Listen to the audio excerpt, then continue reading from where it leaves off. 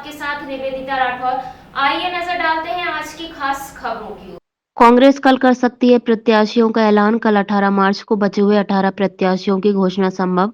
कल सीईसी की बैठक में प्रत्याशियों के नामों पर लगेगी अंतिम मुहर। अब तक कांग्रेस ने 10 उम्मीदवारों का किया है ऐलान। 28 सीटों पर मध्य प्रदेश में कांग्रेस लड़ रही है चुनाव। इंडी गठबंधन के तहत खजुराहो लोकसभा सीट पर सपा लड़ेगी चुनाव। करोड़ों अरबों रुपए काला धन जिसमें रखा हुआ है और उस सूची के आधार पे काले धन को जिनका भी होगा उनको जेल की सलाखों के पीछे भेजूंगा और सबके खातों में 15-15 लाख डालूंगा। स्विस बैंक की सूची नहीं आई, एसबीआई की सूची आ गई। एसबीआई की सूची में काला धन भारतीय जनता पार्टी के खातों में दिखा। अब देखो 6,700 करोड़ रुपए लीगल बॉन्ड से भारतीय जनता पार्टी ने इस बॉन्ड योजना के अंतर्गत अपने खातों में डलवाए। जो काला धन अलग से लिया वो इससे 100 गुना ज्यादा होगा, क्योंकि जितनी खरीद फरोख्त हो रही है, 500 से ज्यादा विधायक इधर उधर हुए पूरे देश में इस 10-15 साल, 10-12 साल, 10 साल में, और बीजेपी के पक्ष में 90% चले गए। सांसद चुने हुए इधर उधर हुए वो बीजेपी के पक्ष में चले गए। और आप सबने बताया कि पैसे बगैर कुछ नहीं होता है, लेन देन बगैर कुछ नहीं होता है। तो मैं मानता हूं कि नरेंद्र मोदी जी, 20 कंपनियां ऐसी निकली जिन पे ईडी और सीबीआई, 21 कंपनियां जिन्होंने ईडी और सीबीआई के छापे डले, उनने भारतीय जनता पार्टी को बॉन्ड खरीदी में चंदा दिया।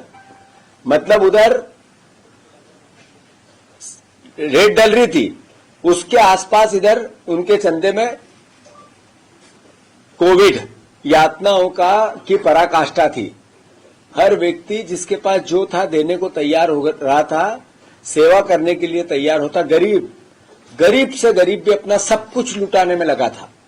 तब Narendra Modi ji Covid vaccine, Covid seal के पूनावाला से मिले थे। 22 अगस्त को उनने मुलाकात की। उससे 4 दिन पहले 18 अगस्त को 50 करोड़ रुपए उसी कंपनी ने बीजेपी को चंदा दिया, कोविशील्ड। आप देखो उस मौत के तांडव में भी भारतीय जनता पार्टी अपनी जो लूट की नीति है उसको अपनाए रखी। फिर उसी कंपनी को सारे नियमों को शिथिल करके कोविशील्ड की अनुमति सबसे पहले मिली थी, जिससे आज अटैक आ रहे हैं लोगों को, मर रहे हैं लोग, खड़े खड़े गिर रहे हैं लोग, मौत के सौदागर जैसा काम। जो परिवार के लोग, जो परिवार के साथी हमारे गए, ये आखिर कोविड में भी चंदे का धंधा इनका चलता रहा। अभी मैंने जैसा कहा, आज ट्वीट भी किया है, एसबीआई ने 18,871 लोगों ने चंदा देने वालों की लिस्ट जारी की। 20,411 चंदा लेने वालों की सूची भी है। 1,550 लोगों की सूची में का अंतर है। 2019 के पहले की लिस्ट एसबीआई ने भी नहीं दी, वहां भी गड़बड़ है। और ये एसबीआई पहले भी नहीं दे रही थी, जो कोर्ट ने फटकार लगाई तब दी। इसका मतलब यह है कि मोदी मिथ, सूट बूट और लूट की सरकार, जो राहुल गांधी जी कहते थे, उनका नाम नहीं है इसमें। क्यों भैया, क्यों नहीं है? और ये 19 से पहले के नाम क्यों छुपाए गए? मैं बस इतना ही कहना चाहता हूं कि देशवासियों जानो, हम बदलाव के लिए, नया भारत बनाने के लिए, भ्रष्टाचार के खिलाफ महंगाई रहित देश बने, किसानों की आमदनी बने, हमारे बच्चों को रोजगार मिले, इसके लिए मोदी जी को हमने चुना था, भारतीय जनता पार्टी को चुना था। एक भी नारा नरेंद्र मोदी जी ने जो इतने 20 साल में दिया, 10 साल पहले दिया, पूरा हुआ हो तो मैं सोचता हूं कि आपका जो आपने मत दिया, देश ने भरोसा किया, वो वाजिब है। और अगर नहीं हुआ तो इसका मतलब है कि हम लोगों को, देशवासियों को विचार करना चाहिए।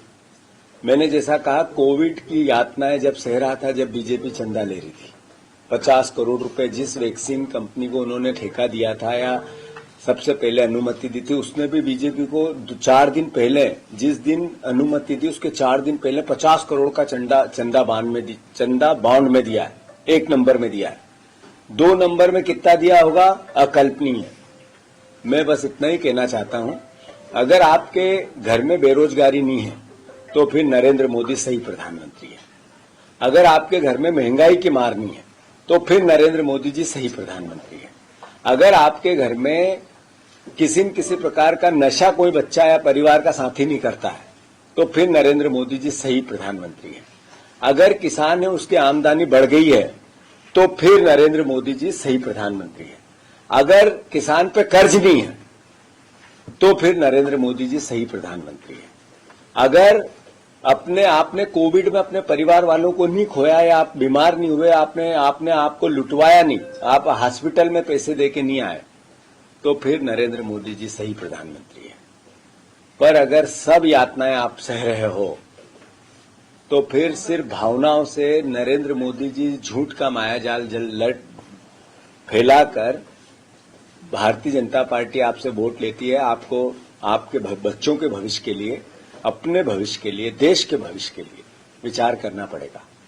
मैं मानता हूं यह अभी वानगी आई है, इसके और खुलासे होंगे, पूरे देश में इसके आंदोलन भी होंगे।